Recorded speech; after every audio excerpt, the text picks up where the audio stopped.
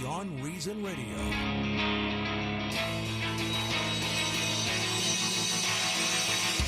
You know, it's funny, sometimes American journalists talk about how bad a country is because people are lining up for food. That's a good thing. In other countries, people don't line up for food. The rich get the food and the poor starve to death. There you go. That is someone right there. Yeah, he said this back in the 80s, but I mean, if you look at video of him in the 80s and look at video of him now, he looks and sounds exactly the same and says the same stuff. But when you listen to that right there, that could be someone that might very well be the next president of the United States. Not the prime minister of some European country, not some dictator in a third world country. No, the president of the United States in Bernie Sanders. Tonight, I have to go over a lot of what Bernie Sanders said in his recent 60 Minutes interview. You've heard some of the clips, you know, on Fidel Castro, and we'll get into that.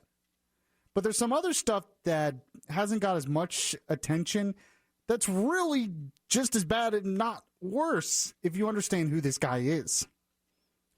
And what's amazing is I know we're going to see a lot of people on the left who are going to hear comments like that and try to defend them somehow. When they know if Trump said something similar, they would bash it. When they know just 10 years ago they would have bashed it from anyone because it's ridiculous. Oh, well, they had bread lines. So that means at least everyone was getting fed because, hunger is such a huge problem in the U.S. or in the West, in the capitalist countries of the West.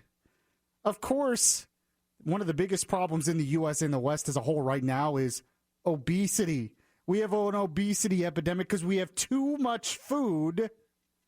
And according to Bernie Sanders, though, no, bread lines are good.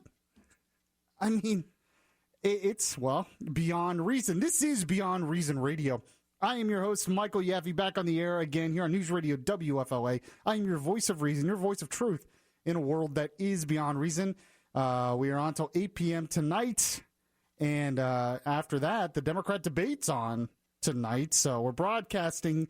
If you're listening to the podcast, we did this show right before the Democrat debate. I will be back on later this week to give my deep analysis on the debate, which I know you're all looking for. And, of course, Tom Benson is joining me as well tonight. Tom, how are you? I'm doing good. How are you?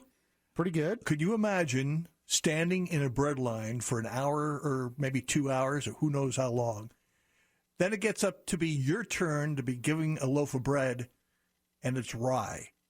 Wait a minute. I wanted the white bread line. You got no choice. This is a line. Authoritarianism. You take what we give you. You have to go to that line over there and start in the back. I mean, that's kind of what would happen, though. They would be in bread lines, and, I don't want this kind of bread. Well, at least you're getting fed. In a capitalist country, yeah, you could choose, but you might go hungry. I know my Bernie Sanders impression is not the greatest impression ever, but still. So I want to go through some of Bernie Sanders' interview on 60 Minutes.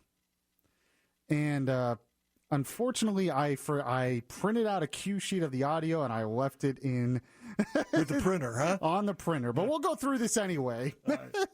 This is what happens on live radio. But Bernie Sanders did an interview on 60 Minutes, and I want to go through a lot of this. I believe this first cut is him. Do you have the first cut ready? It's him talking.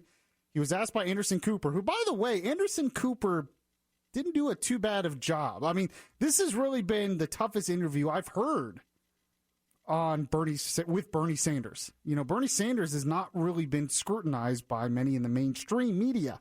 He's been scrutinized by people on the right, of course, but in the mainstream, no. But he's asked about democratic socialism here because that's what he says he is. We've gone over that in this show before. And here's what he said. What is democratic socialism? When Donald Trump was a private businessman in New York, he got $800 million in tax breaks and subsidies to build luxury housing. That's called corporate socialism. What democratic socialism is about is saying, let's use the federal government to protect the interests of working families. You know, what's really interesting about that comment is he talked about corporate socialism or corporate welfare.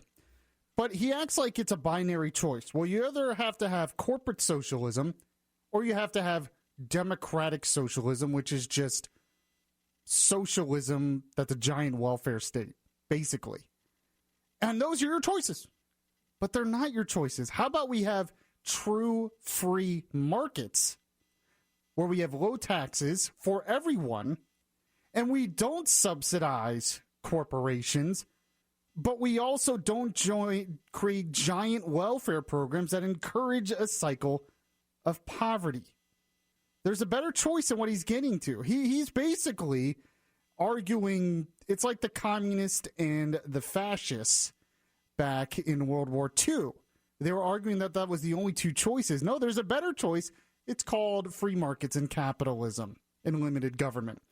Now, his next comment I have here, this is the one that got all the attention, and it's still getting all the attention. In fact, it's getting a lot of attention here in the state of Florida, because even Democrats in the state of Florida are not happy about this cut. So this we're very opposed to the authoritarian nature of Cuba. But it's unfair to simply say everything is bad. You know, when Fidel Castro came into office, you know what he did? He had a massive literacy program. Is that a bad thing? Even though Fidel Castro did it? There's a lot of dissidents imprisoned in Cuba. That's right, and we condemn that. Unlike Donald Trump, let's be clear. I do not think that Kim Jong-un is a good friend. I don't trade love letters with a murdering dictator. Vladimir Putin, not a great friend of mine. So I just have to give props to Tom Benson. He got more of his exercise in today because he ran in here during that cut. I've never seen him run so fast to give me the cue sheet for the audio, which I left on the printer. So that's good. But that was Bernie Sanders talking about Fidel Castro because he has defended Castro in the past. So Anderson Cooper, which, like I said, actually didn't do a bad interview here. It's kind of amazing in the mainstream media. But he's praised Fidel Castro in the past, asked him about Castro, and he says, well, yeah, I mean, we're against the authoritarian nature of what Castro did, but he started a big literacy program. Is a literacy program bad? Well, here's the thing. It is when you're shoving it down a country's throat through authoritarian means. The ends don't justify the means.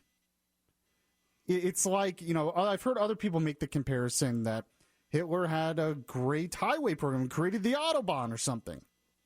Yeah, but how did he build that? Through authoritarian means. Or, Hitler had a great rocket program where he made the V-2 rockets. Well, how did he create that? Through Jewish slave labor, because he imprisoned the Jews in concentration camps and then took them out and used their slave labor. Oh, yeah, but we had got great rockets out of that. But the ends don't justify the means. He's acting like, well, there's a literacy program. Well, that's good. Well, for one, Cuba had about 80 to 90% literacy before Castro came in, so it's not like it was a huge problem like he says before Castro got there. But you know who else? Other countries, what other countries have great literacy rates? The United States. And they didn't do it through authoritarian means. They didn't do it to push their communist propaganda. That's the point here. He's acting like, well, there's certain things that socialism will work because here's the end result. Well, there's a lot of things that you could say would work, but the ends don't justify the means. We could end a lot of rape in this country if we just kill every single man.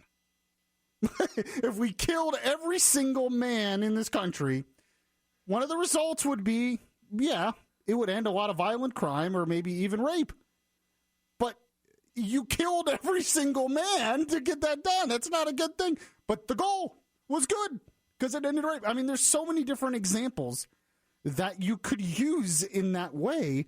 And it's like you don't understand the big picture, Bernie Sanders. What's interesting, though, is he continues to double down on this. Even Democrats in this state, the state of Florida, have been imploring him, don't do this. You're going to lose the state of Florida. There's a lot of Cuban refugees here that basically risked their lives to get here because they knew Castro was an evil, murderous thug. And he doubles down. He did it on CNN last night. Here's what he said. The response was when Fidel Castro first came to power, which was when? 59? Does that sound right? 5960. Okay. You know what he did? He initiated a major literacy program. There was a lot of folks in Cuba at that point who were illiterate. And he formed the Literacy Brigade. You may read that. He went out and they helped people learn to read and write. You know what? I think teaching people to read and write is a good thing. I have been extremely consistent and critical of all authoritarian regimes all over the world, including Cuba, including Nicaragua, including Saudi Arabia, including China, including Russia. I happen to believe in democracy, not authoritarianism. But, you know, you can't say China is another example, all right? China is an authoritarian country, becoming more and more authoritarian. But can anyone deny, I mean, the facts are clear, that they have taken more people out of extreme poverty than any country in history. Do I get criticized because I say that? That's the truth. So that is the fact. End of discussion. So they have taken more people out of poverty than any country in history. Yeah, how did they do that, Bernie Sanders? In fact, they had the Communist Revolution and the Great Leap Forward and everything else when Mao took over China. That literally killed millions of people in that country. And what happened is in the 80s and 90s, they're like, you know what? We're going to add some free market reforms. We're going to start with farming. We're going to add some private property rights, and we're going to allow farmers to keep some of their crop and sell it on the market and actually make a profit. And all of a sudden, they had a huge productivity explosion in that country that led to more prosperity. So they added that to different cities, to different economic sectors. They added free markets based on Western civilization in the United States. And that's how they lifted people out of poverty. We're seeing the same thing in India and many parts of Africa and the rest of the world. But he doesn't mention that part. No. They're more authoritarian than ever. Yes, they are in some ways. But how they got a lot of people out of poverty was not through their authoritarianism. It was through getting rid of some of the authoritarianism. See, socialism and communism, really, by its very nature, is authoritarian. Socialism does not work unless there's an authoritarian aspect to it. Socialism is about government control.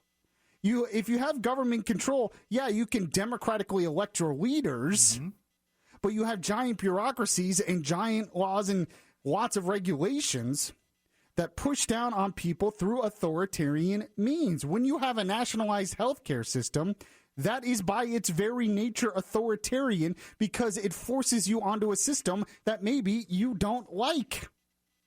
So to act like, well, I'm against his authoritarianism, you're only against some of it, Bernie Sanders. You're not against most of it, because if you were, you wouldn't be a socialist. There's more things that he said are very interesting, and we're going to get to that in a moment. This is Beyond Reason Radio. I'm your host, Michael Yaffee. We'll be right back.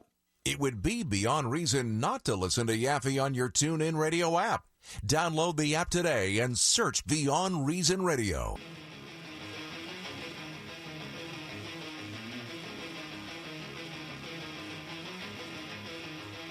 The conscience in your ear telling you the difference between right and wrong. Yaffee is back on the air. Welcome back to the show, everyone. By the way, if you ever miss any of Beyond Reason Radio, you can catch the podcast of it anywhere podcasts are available. We're going to have a lot more shows coming up in the near future. And I know sometimes you can't catch the show live, but, you know, it's 2020. You can get stuff on demand. Just download the iHeartRadio app and search Beyond Reason Radio, or it's on iTunes, Stitcher, all of the podcast outlets. Or you can follow the Facebook page.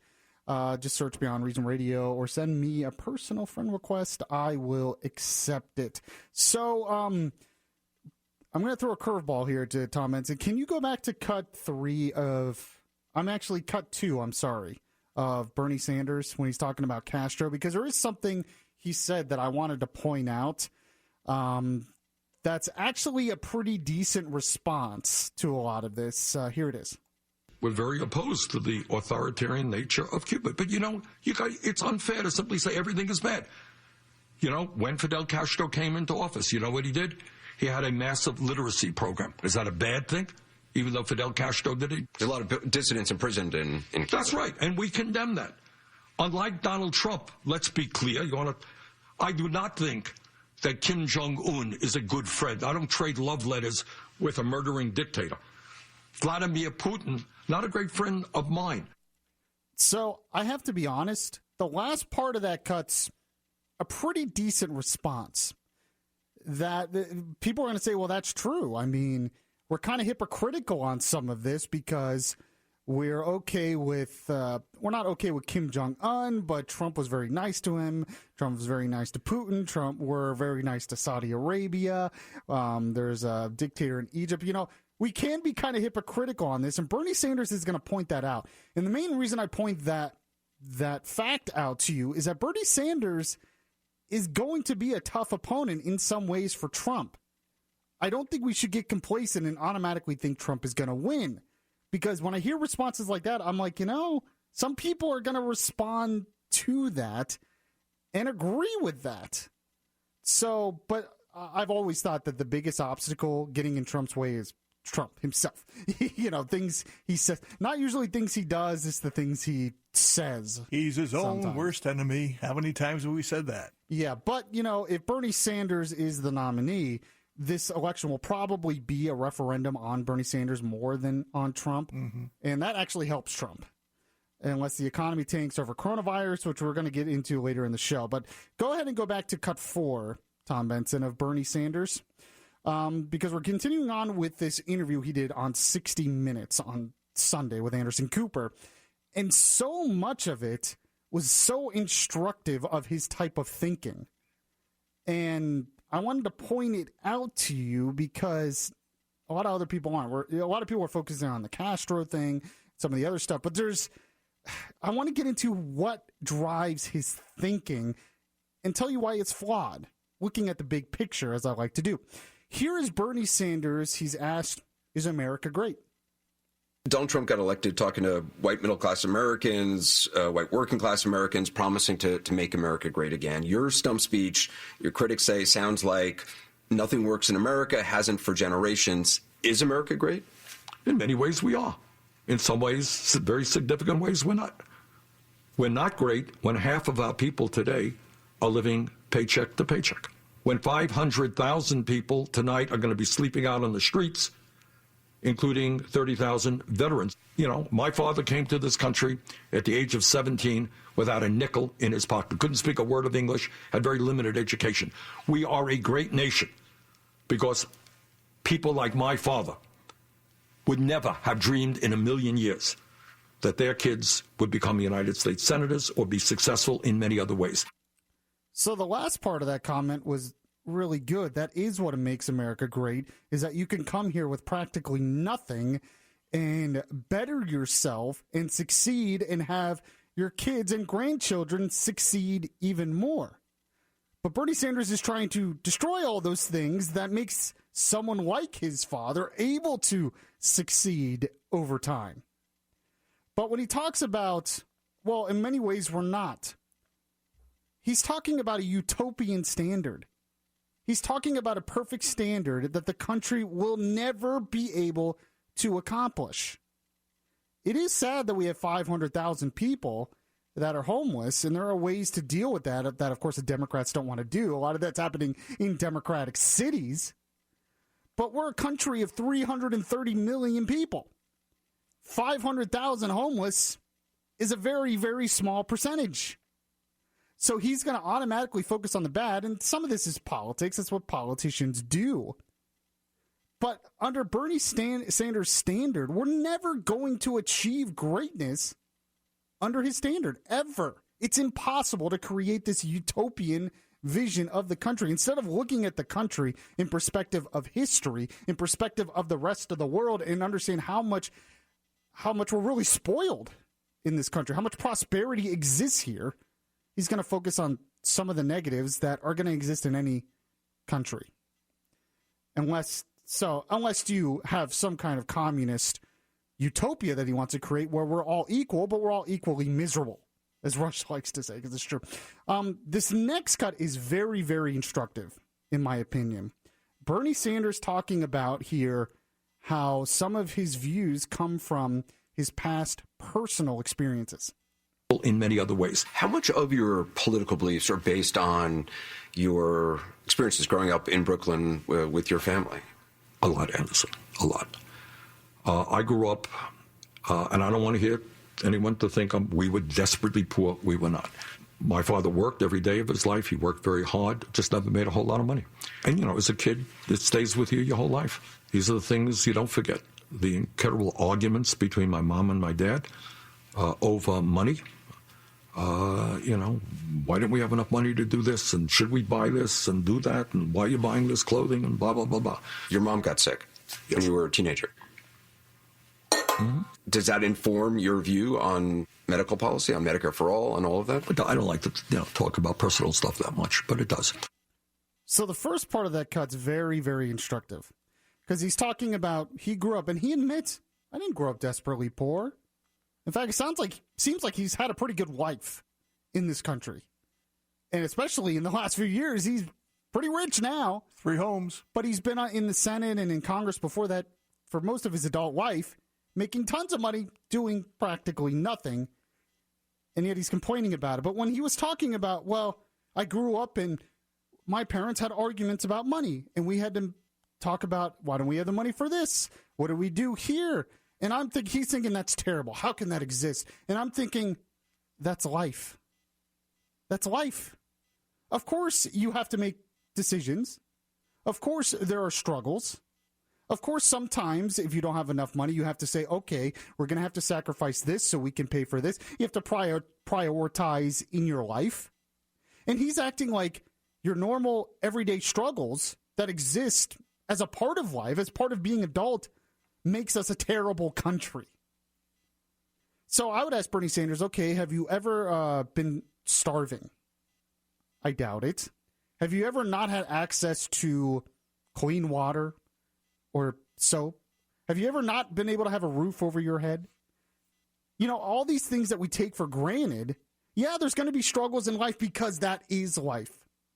But you have to have perspective. You have to understand that compared to the history of the world, compared to most of the world, especially back then, we have it pretty good, even with those struggles. But what you want to do is focus on the negative. Oh, well, you have to make decisions. You shouldn't have to make decisions. Yes, I guess the government should just make all your decisions then. No struggles whatsoever. See, his thinking is, well, there's some struggles in our life, even in a prosperous society, in a free society like we have. So we have to totally tear down the system and create some kind of vision of utopia because your family had to make decisions that all adults have to make. It's beyond reason. So there was, one more cut from Bernie Sanders here. He was asked about the cost of his programs, like Medicare for All and others. His response was very interesting. Here it is. Do you have a price tag for all of this? We do. I mean, the price tag is, it will be substantially less than letting the current system go. I think it's about $30 trillion. That's just for Medicare for All. Just Medicare for All. Do you have a price tag for all of these things? No, I don't. We try to. No, you mentioned making public colleges and universities tuition-free and canceling all student debt. That's correct. That's what I want to do. We pay for that through a modest tax on Wall Street speculation. But you say you don't know what the total price is, but you know how it's going to be paid for. How do you know it's going to be paid for if you don't know how much the price is? Well, I can't rattle off to you every nickel and every dime. He doesn't know how much it cost. And you know why he doesn't know? Because he doesn't care. You know why he doesn't care? Because this isn't about just creating a government program that we're going to pay for and help the American people. This is about fundamental transformation. When you're talking about fundamental transformation of our government, fundamental transformation of our country, fundamental transformation of our economy, of course you don't care about the cost. None of that matters. We're creating a socialist utopia. Who cares about cost? We're going to tax the rich and we're going to do this and we're just going to transform the whole society to make it work. I like his comment about a modest tax increase for Wall Streeters. Who determines what modest is? Exactly. And it will never be enough. Yeah. It will never be. One thing that gives me hope that a lot of this stuff will never be able to pass, other than it would be hard to get it through Congress, is Americans, even though a lot of them are living in this entitlement society, a lot of them don't want to pay higher taxes. I mean, it's just a fact. Americans don't want to pay higher taxes. And pretty much everybody's going to have to pay higher taxes under Bernie Sanders' proposal. They're not going to want to do that. That's going to be one struggle for him. We're going to continue this conversation in a moment. More stuff that is Beyond Reason coming up next. If you heart Beyond Reason Radio, listen to the Beyond Reason Radio podcast on iHeartRadio. Just download the iHeartRadio app and search Beyond Reason Radio.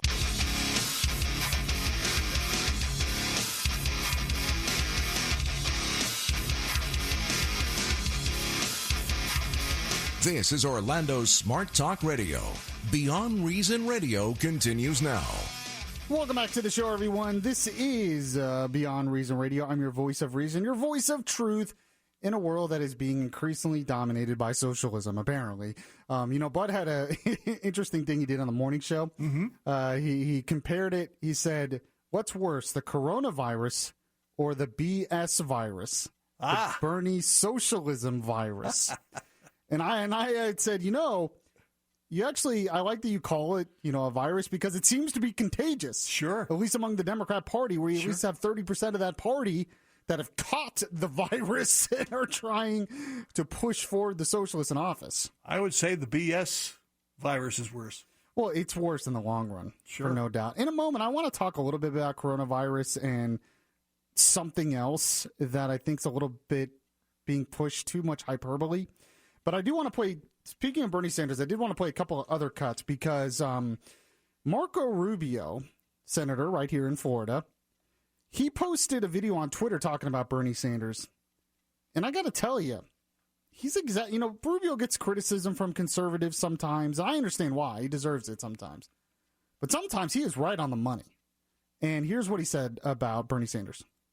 Bottom line is that unless the Democratic establishment steals it from them, Bernie Sanders, a Democratic socialist, is going to be the Democratic nominee for president.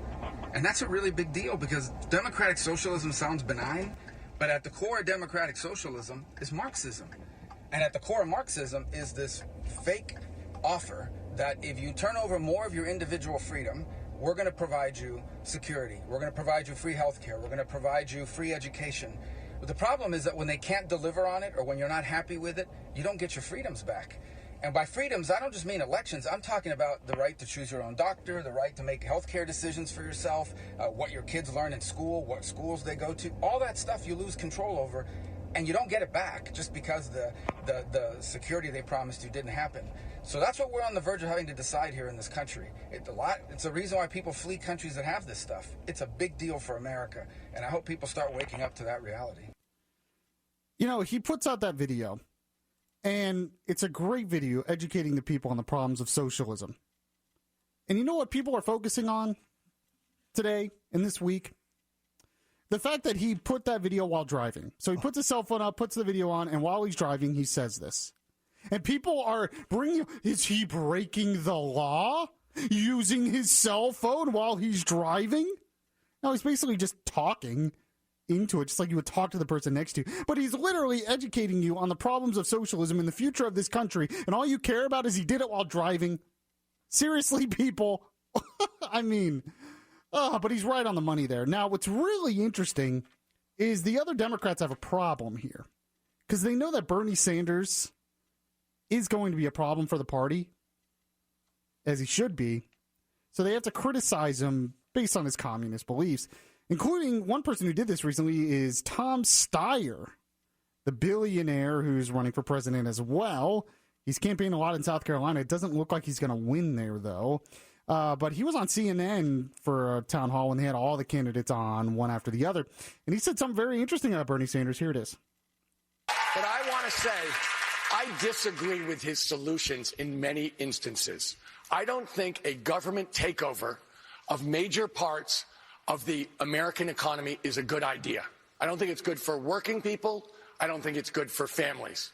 I know that unchecked capitalism has failed, but the solution is not for the government to take over big parts of the economy. The answer is for us to break the corporate stranglehold on our government, to actually get back to government of, by, and for the people, because Look, we need a vibrant, competitive, dynamic private sector. That's the goose that lays the golden egg. So we can't kill that. We need to have a government that works for the people, that writes rules so that corporations have to act in a way that helps us. But let's get over the idea that somehow the government taking over major parts of the economy is a good idea. It's never worked in the past, and it's not going to work for us now. I mean, he's right about a lot of what he said there. The Democrats probably should have been saying this stuff a lot earlier now. I mean, as I said in the last show, they've been pushing a lot of this leftism, so Bernie Sanders is inevitable. You know, he's the inevitable result of that. But the problem with Tom Steyer is he also came out and said, I'm the only person running for president who will say that climate is his or her number one priority, the only one. Then he says, and I have said that I will declare a state of emergency on climate on the first day of my presidency, and I will use the executive emergency powers of the presidency to tell companies how they can generate electricity, what kind of cars they can build on what schedule, what kind of buildings we're going to have, how we're going to use our public lands, how the government, which is the biggest buyer of fossil fuels in the world, is going to move to clean energy. Sounds like you're killing the golden goose to me. Exactly. So I'm supposed to believe this guy really believes in free markets and isn't going to support Bernie Sanders? All we have, when he comes out with that, it's like, no wonder you have Bernie Sanders as your nominee. You've been pushing this socialist stuff. So I want to move on here real quick to something else that's really got me thinking. There's two things going on right now that I think is being pushed way too far for political reasons. Now, one of them is coronavirus. I think both of these things are issues, by the way, but I think there's a lot of hyperbole beyond them. One is coronavirus, and one is this whole issue of the Russians interfering in our elections. In fact, Mike Pence's chief of staff, Mark Short, was on Meet the Press on Sunday, and he got into it with Chuck Todd on this issue, a little example of how this narrative of Russian interference is being pushed. Here it is. Just a basic question. Does the president believe that Russia's trying to interfere in the 2020 election? I think that Russia and other nations have consistently tried to interfere in American elections. The question that I think is out in some of the fake news media was an assertion that Russia was intentionally trying to help Donald Trump. That's different than foreign nations consistently looking to undermine America's democracy. They will always try to do that. All right. He called it a disinformation campaign. The president himself, he believes his intel officials are passing on disinformation to him? No, Chuck. What he believes is that the people leading the House Intelligence Committee, particularly Chairman Schiff, intentionally distort information and leak information that is false. This information didn't come from them, though. This information came from the intel officials. No, Chuck. I, in fact, was in the very briefing that the president received from the Intelligence Committee. There has not been an assertion. There has not been an assertion that Russia is trying to benefit Donald Trump. That is different than saying that... Forget Donald Trump. What I don't understand is, why isn't the president concerned about Russian interference? And concerned, Chuck, how about the media covering the fact that in 2018, when Donald Trump was president, we had midterm elections that went off without a hitch. In 2016, when there was interference, it was under the Obama administration's regime. In 2016, National Security Advisor Susan Rice told her team to stand down. That's what they testified. The head of the cybersecurity at NSC said we were told to stand down when raising concerns about Russian interference. Right. We continue to talk about what's happening here with Donald Trump when, in fact, we've enhanced security in elections. Elections today have been asserted that they are safer than they were. So there you go, this whole argument. Now, the reason why Trump doesn't want to buy into any of this is because the Democrats have consistently used this to say that Trump cheated and didn't deserve to win the last election. We saw that in the impeachment hearings. Adam Schiff over and over again would say Trump cheated the first time and he's going to cheat again. You bet. That's why Trump doesn't want to buy into this, because he doesn't want to give the Democrats that narrative. But, I think it's a legitimate concern, but I think it's being pushed way too far to the point where people are not going to believe elections are legitimate because the Democrats want to use this against Trump for political reasons. And right now they're doing the same thing with coronavirus, where they're pushing this stuff for political reasons, saying, Trump has failed on coronavirus. Hasn't even spread really to the U.S. yet, and they're already calling Trump a failure on it and saying it's this big crisis. You know what this reminds me of? It reminds me of something in our history. This isn't the first time Democrats have used something like this, actually out of Russia, to promote a big crisis to criticize Republicans. On October 4th, 1957, the Russians launched the first satellite ever called Sputnik. And you know what happened right after that? The Democrats, including Lyndon Johnson and Kennedy, who was a senator at the time, and others, put out stuff in the Democrat Party saying you need to use this to stoke fear because, and to make it an issue, to make Eisenhower, his administration, and Republicans look weak and bad. In fact, Lyndon Johnson actually commented on this in 1957 after Sputnik, saying, later, when men moved to the sea, the British Empire was dominant because it had ships. In the air age, we had the powerful because we had airplanes. Now the communists have established a foothold in outer space. It is not very reassuring to be told that next year we will put a better satellite into the air. Perhaps it will even have chrome trim and automatic windshield wipers. Oh, you're so funny. But he said this, he said, soon the Russians will be dropping bombs on us from space like kids dropping rocks onto cars from freeway overpasses. Please. Now, the Russians weren't even close to being able to do much in space at the time. Sputnik just beeped. It just sent out a signal. Didn't even stay in space that long. And in fact, the U.S. had the technology at the time to put similar and not better satellites into space. They just didn't have the political will at the time to do it. They had the technology. Now, I agree. I like NASA, and I agreed with them at the time that we need more in space. It's a concern that the Russians did that at the time, but it was obviously used to push a hyperbole for political reasons, to stoke fear in the American people. And why did they do it? Because they wanted to make Eisenhower look weak. They wanted to make Republicans look weak. They wanted to make it look like we were losing the Cold War. Example from history. This stuff happens all the time. It's happening again, I think, with this whole Russian interference in our elections. And I think it's starting to happen with coronavirus. There are concerns that need to be addressed, but they're not as big of a crisis as the Democrats and the left are pushing. And we know why they're doing it. They've done it in the past, and they're going to do it in the future for political reasons. I just really feel like that's what's happening here. And this is why it's important to learn history, because you can learn about this stuff. It's happened before. Happened back then. It will happen again. I think we need to end the show with something that made Yaffee Laffee. This is Beyond Reason Radio. I'm your host, Michael Yaffee. We'll be right back. If you miss any of the show, you can download the Beyond Reason podcast on iTunes.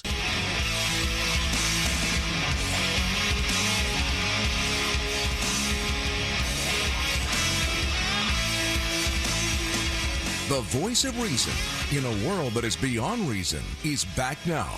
By the way, you can like the Beyond Reason Radio Facebook page. Search Beyond Reason Radio. We've been on Facebook Live as well. If you've missed any of the show, you can catch the video there on Beyond Reason Radio Facebook page or the WFLA Orlando Facebook page. Or you can follow me on Twitter at Michael Yaffee. Or, just check out the podcast anywhere podcasts are available. Sherry was weighing in on our Facebook Live page. She said this, according to John Stossel video, Sweden has a 60% tax on the middle class. We were talking about how Bernie Sanders is going to raise taxes on everyone. Sure. That's the one thing that I think could really get in his way, because Americans, they don't want to pay more taxes. In the grand scheme of things, how many people are trying to get there as opposed to the United States? Not too many. Yeah, well, and what's interesting is some of those countries have pretty strict immigration policies. Sure. Bernie Sanders wants us to be like, he says Sweden and Denmark. He really wants us to be more like China, I guess. But and then he wants open borders, and he wants all those things to go to illegal immigrants as well. Even the European countries don't do that. A lot of even though places like Sweden have a giant welfare state, in a lot of economic indicators, they are more free than we are in terms of their economy. They are still very capitalist, and more capitalist in some ways than we are. They just happen to have bigger welfare states in certain areas, but they actually went away from a lot of that as well because it was slowing down their overall economy. And the only reason they can have these big welfare states is because they can depend on the security of the United States military in the world. And they're dependent on our economy to prop them up. You want to talk about the golden goose that lays the egg? The United States is the golden goose that lays the socialist egg in Europe. A lot of that wouldn't be possible in Europe if it were not for the economy of the United States basically propping them up. So that's another thing to point out. But I figured we would end the show today once again, because this is like the most popular segment of the show when I talk to people. something that made Yaffee Laffee.